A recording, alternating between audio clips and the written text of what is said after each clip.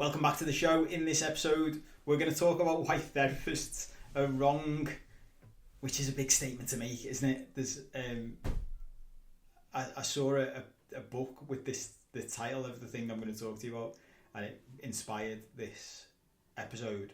So we're going to get stuck straight in. Again, we're going on the same philosophy. I'm just going to chat to you. Tell me what you think about that. If you like it, say in the comments. If you don't like it, tell me in the comments. Drop me an email. questions@paul7cope.com. You can send me questions about anything and I'll try my best to answer. If I don't answer you directly by email, I might make some content and put it out there. So you'd be helping more than just you by asking a question. But on this topic, the big thing that therapists are wrong about is a very basic question. And if I mentioned this in the last episode about if you look at American TV, movies, you see a lot of references to therapy, especially if you might not notice them actually if you've never done therapy or been in this world much. You might notice them, but once you've done a lot of stuff in this world with this work, you see the references all the time across loads of movies and TV shows. But the line I'm talking about that comes up a lot is the line, how did that make you feel? And that is a pretty standard question that I hear from therapists, from coaches, from people in normal life, because as I said in the last episode, loads of this stuff has been picked up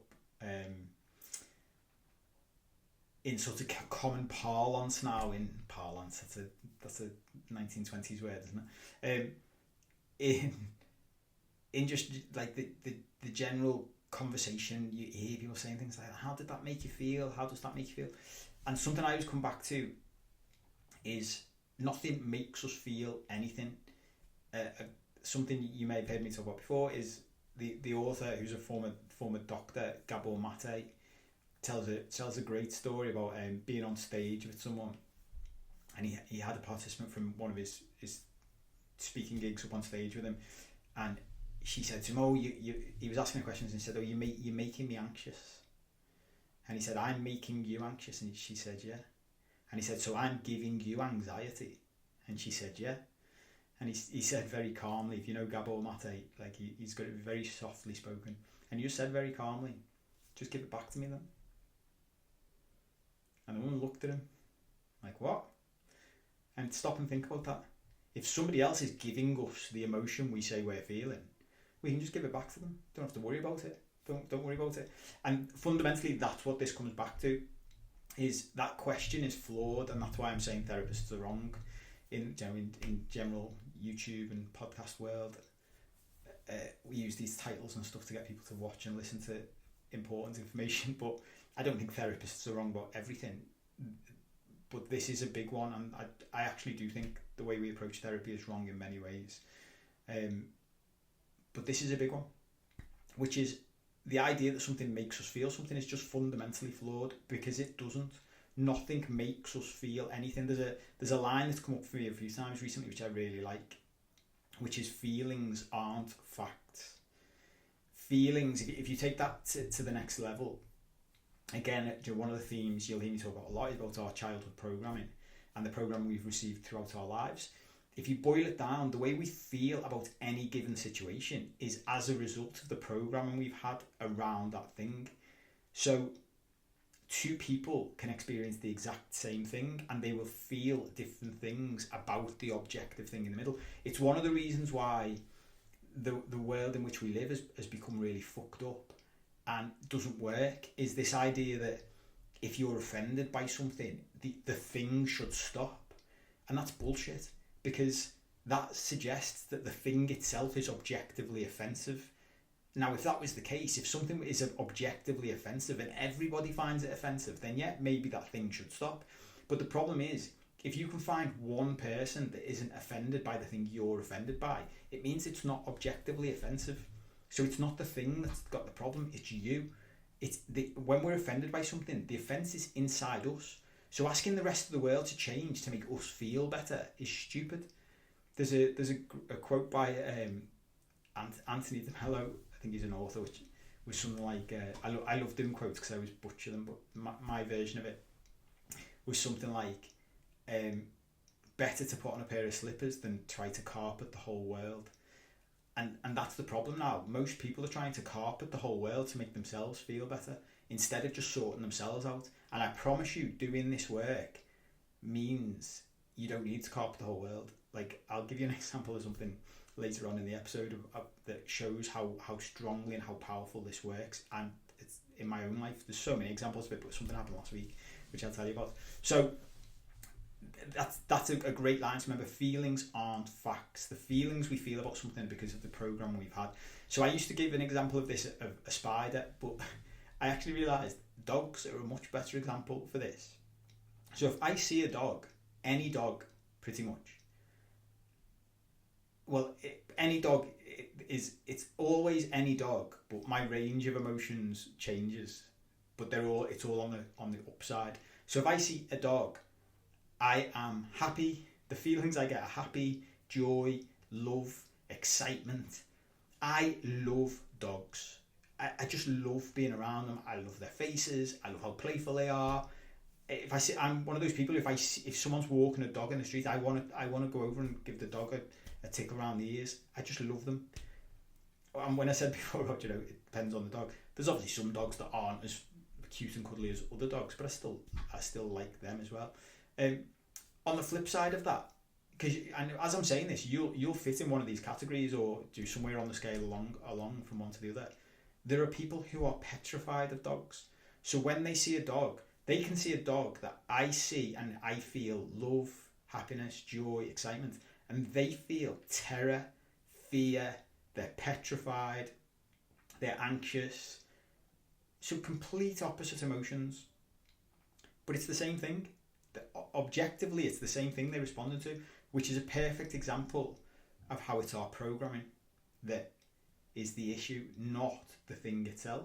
So the idea that something makes us feel something is completely flawed. So that question is completely flawed, which goes back to the title of the video. And fundamentally, what that leads to is a two-step process, because the whole point of this work, what I like to do is I like to combine the psychological and the emotional stuff with practical stuff. So the stuff that I do, as I'm thinking more and more about it, who's it for? Well, the stuff I do is for people who want to understand why they are the way they are. Loads of people don't want to, they just want their solution, which is fine. If you're the type of person who just wants a solution, that's fine. This stuff is for people who want to understand it, because that's what I wanted. That's what I needed. If someone just told me, well, this is the end result and this is how you fix it, I'd always get dragged back. So I'm like, well, I need to understand why though. And I see that happening loads in the personal development world. The people who are like, well, just push through and because this is the end bit and how you fix it, because they don't address the subconscious stuff that's going on underneath. They never get anywhere, or they'll get somewhere and then they get pulled back. So where this leads to is a double-headed approach, and we have to do both. This is really important, because whilst feelings aren't facts, whatever we feel right now when we see something is how we feel, and there's nothing we can do about that right now. Those feelings are there. If we go with the attitude of the traditional personal development world and say, well, let's say you're afraid of a dog, and you can just go, well, don't be afraid anymore, and call yourself to be excited and push through and blah blah blah. That's all well and good, but what you're doing is suppressing the emotions that already exist. The emotions that have come up are already there. There's nothing you can do about that. So if you push past them, you're suppressing them, which is the cause of all of the shit in our lives anyway. So you're just repeating more of the problems we've had since childhood, which is causing all kinds of other shit in your life without realising it. So what we need to do is learn how to feel the emotions that we're already feeling. So whatever they are, if you see a dog and you're afraid, you need to feel that fear. And then at the same time, remember that the feelings you're feeling right now are not facts. So you don't have to keep feeling those same feelings in that situation in the future. So if you listen to the last episode or watch the last episode, I talked about a smell. Like, you can change how you feel about a smell. You can change how you feel about a dog. You can change how you feel about anything. You can change the programming inside your own mind, but it takes time, which is why we've got to do this as a double-headed approach. Because if we don't feel what we feel right now, we're suppressing our emotions, and that's bad. And if we don't try and change the programming, we're stuck feeling the same thing over and over again, which is something we might not want to do. Now, we might just, once we learn how to feel the emotions, just be okay with it. You might be say, well, I'm okay just being afraid of dogs, that's fine, doesn't affect my life that much. And well, that's fine, that's up to you. We all have to make our own decisions on this path and decide what we're going to do. For me, to find ultimate peace and contentment, I don't want anything in the outside world to bother me. I don't want any external stuff to rob me of my happiness, to rob me of my peace and contentment. So whenever I come up against something that leads me to feel pain or suffering or an emotion that I'm not particularly keen on, I'm like, okay, how do I change that? And that takes time. That's the bit that takes time. So we've got to do both while we're moving through. So we feel the emotion and then we constantly practice feeling better about it. So in very basic terms, there's more complex stuff around this, but in very basic terms, go back to the example in the last episode, which is exposure therapy effectively. In one sense, what we tend to do, let's say we feel afraid or anxious around a certain situation, we tend to avoid that situation, which is the worst thing we can do, because that adds to the fear and anxiety. What we want to do is slowly and gradually, most of the time we don't want to do this as an abrupt thing, because that's going to shock our system too much. Sometimes that works for some people, but generally speaking, we want to do it as a gradual thing. So we want to slowly build up, slowly expose yourself. Go and maybe, if let's say you stick with the dog analogy, you're afraid of dogs. Well, maybe start spending a bit of time around a small dog that's not so frightening, and just start reprogramming your system to think, to teach it that there's nothing to be afraid of. Actually, the dog's okay. And maybe over time you'll start to see the benefits of the dog and how you can be a bit happy around the dog. And over time shift from being afraid of dogs to loving dogs. That's the modern, that's the do it right now thing. The deeper stuff is to go back into, why are you afraid of dogs in the first place? Because there is programming in there. If you go back, let's look at the other side. Why do I love dogs? Well, I've never had a negative experience with a dog. I've only ever had positive experiences coming through life. So I still remember my nan had a dog called Dusty, and my family on that side was huge, and loads of cousins and loads of aunties and uncles, and we'd go to my nan's house on a Saturday and there was loads of people there, and Dusty was just this mongrel with loads of fur, and he was just really laid back because he was just so used to all these kids, and he would just be very dopey, and you could play with him and throw a ball for him, and he was very docile and friendly and happy. So my first experience with a dog was lovely, and that's just carried on through life. So I just got positive neural pathways around dogs that I've just reaffirmed all the time. And because we often laugh, people often laugh that I'm like a dog whisperer. Like, dogs all love me. And I said to my girlfriend the other day, because she was taking the piss about it, and I said, but it's not rocket science. Like, dogs love me because I love them. So if I walk into a room and a dog's there, I'll go over and tickle the dog's head and scratch its ears and play with it and feed it and give it treats. And so the dog, it's like the dog looks at me and goes, fucking like you're sound, everyone else is ignoring me. So then, of course, the next time the dog sees me, it's like, oh, hello, it's Paul, let's go and see Paul. It's not rocket science. But what that does for me in my neural pathways is it reaffirms those neural pathways that dogs are great. If you don't like dogs and you want to change over to liking dogs, that's what's going to happen slowly. But you may have to start with, well, what's the programming you've had that caused you to dislike them? Usually there's been a traumatic event at some point in your life. Same for it. You can pick any example in your life. There's loads of stuff behind this, which you'll see in different videos and different episodes as we go through all of this stuff. And if you want to go through coaching or go into one of the communities, you'll see the deeper stuff in a more structured way. But whatever you don't like in life, there is programming in there somewhere that started that. So fundamentally what we want to do is go into that programming. So go back to find, when did you first have this negative experience? Where did you first learn to feel these emotions in this scenario? So I'll give you an example. Someone I know who had, when they were a little kid, they were in the house at home, and there was a dog ran in from the street, and the dog was just running around the house barking, and ran into a room, and her dad shut the door to keep the dog in there because they didn't know whose dog it was and they wanted to find who it was. So he shut the door to then go out into the street and find out whose dog it was, because he thought, I'll just keep the dog in that one room. He didn't realise that his daughter was in the room at the time, and she was, say, 6. So at 6 years old, she's been trapped in a room by her dad and this big dog that's jumping around and barking, and she was afraid because she was a little girl.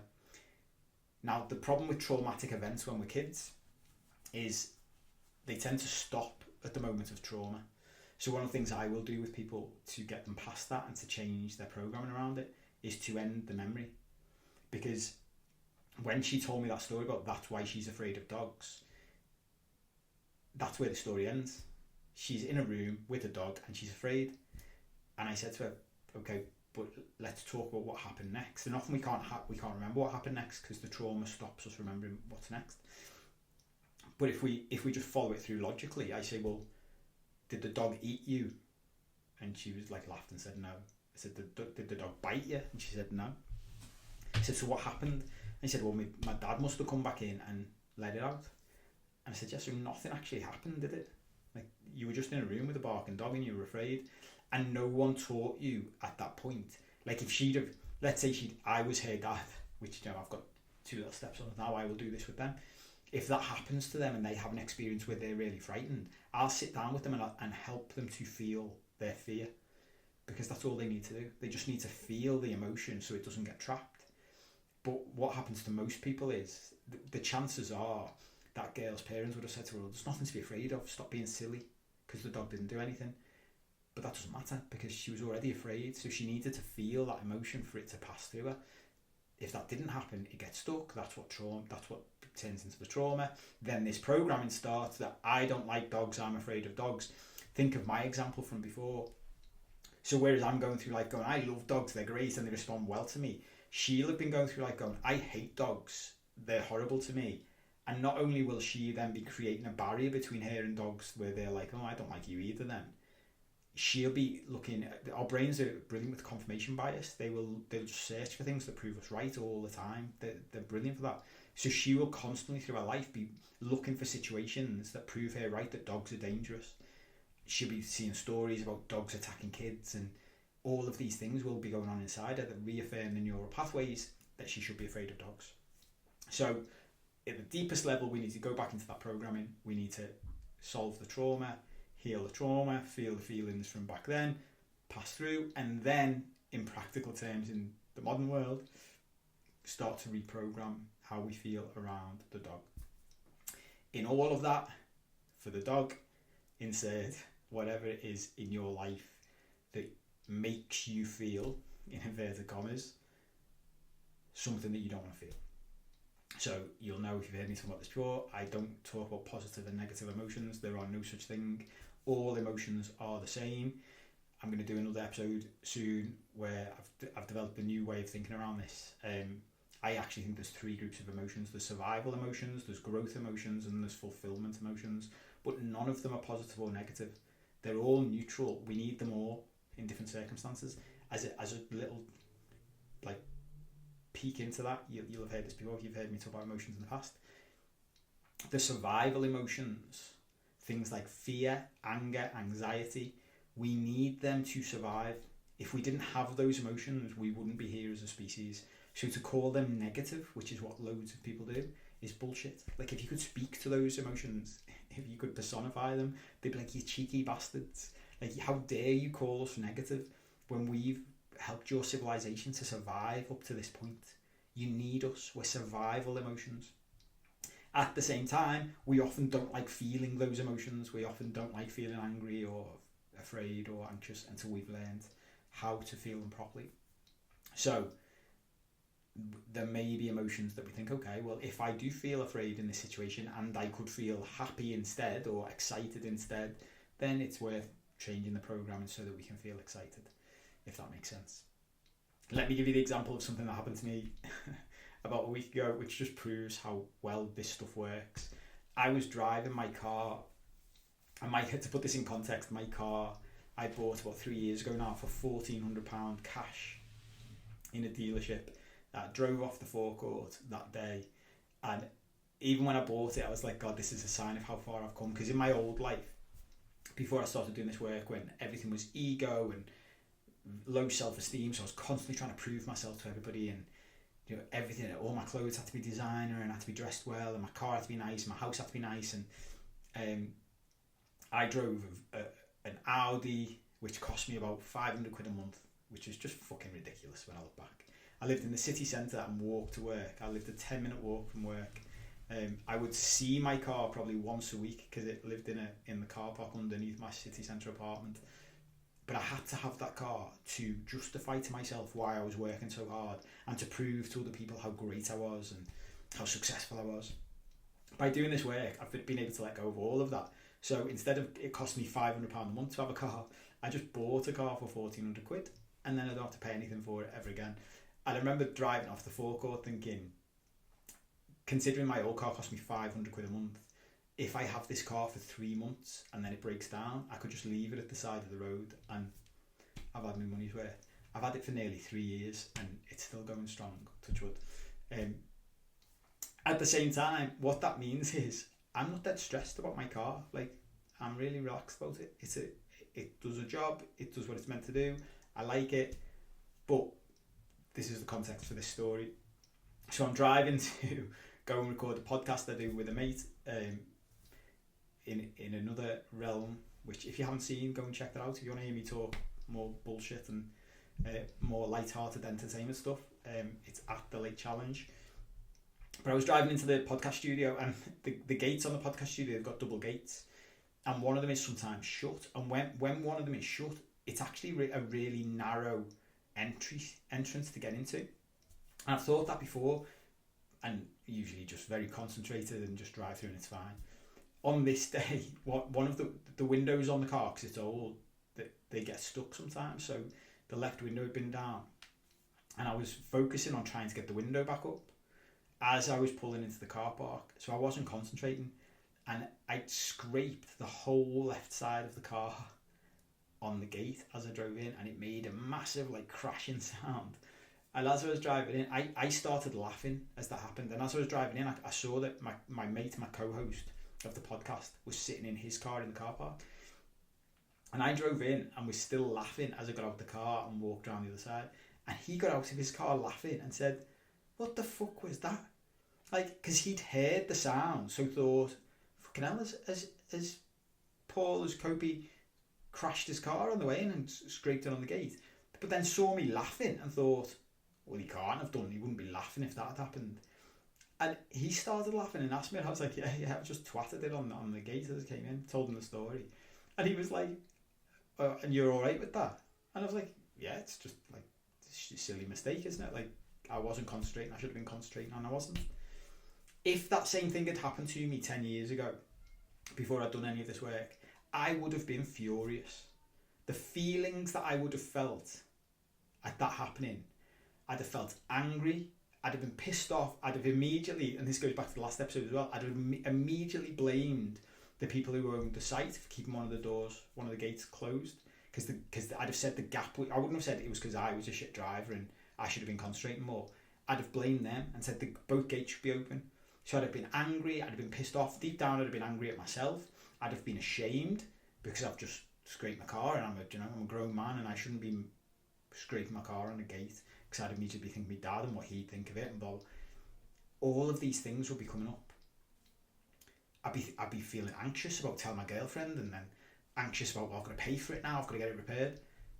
But none of those feelings came up because I've reprogrammed my entire system.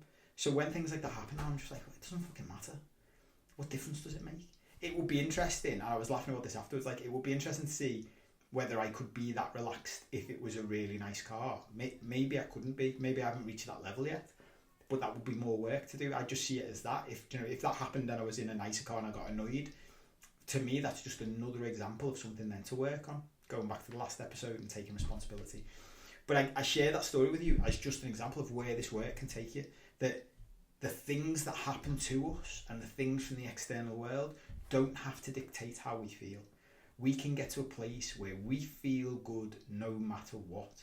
And what's going on in the outside world doesn't bother us. It just washes over us. That's the aim of this work. So if you like all of that, keep joining. This is all going to be free. It's going to be free forever. if you want, as I mentioned before, if you want more structured stuff, there's a community in which I take people through my entire coaching course, which is like 6 months worth of coaching, which is like $8 a month that you can join, which is about £6, £6. So check out, there'll be links underneath this show. You can go and have a look at that, or go to my website, paul7cope.com. You'll be able to see the details. Or if you're interested in personal coaching, you can look at that. There are only limited slots available for personal coaching these days, so they're more expensive, out of lots of people's reach, which is just a supply and demand issue, and I haven't got as much time as I used to, which is why I've created the community to take everybody through, because that's in my eyes affordable to everybody. So if you want to go deeper into it, go and look at those. You can go and check out my books and stuff like that as well. But if you want to just keep following the free stuff, I will keep putting out free content every week. Follow me on the different socials and you'll see clips and other little things that will just give you gentle reminders of all this stuff, which is really important as well, because the more we can reprogram ourselves gently over a long period of time, the better. This, like everything else in life, one of my new catchphrases, this, isn't it? There'll be a future episode on this, one of my big lessons I've learned recently. The most successful people in life do small things over a long period of time. That's a big lesson I've learned in the past 6 to 12 months. It's the same for this work. To start doing this work and think you can just change your life in 3 months and it'll all be fine is flawed, fundamentally. Like, I've been doing this work for 6 years consistently. I've completely transformed my life, and there's still loads to do, and I know I'll be doing it for the rest of my life, like with anything else. Do you know, if you want to get in physical health, in good physical health, good physical condition, you've just got to accept that you're going to train for the rest of your life, you're going to eat well for the rest of your life. Same with this stuff. So if you like all of that, keep following. If you like this on YouTube, please click the like button. It will do me a favour.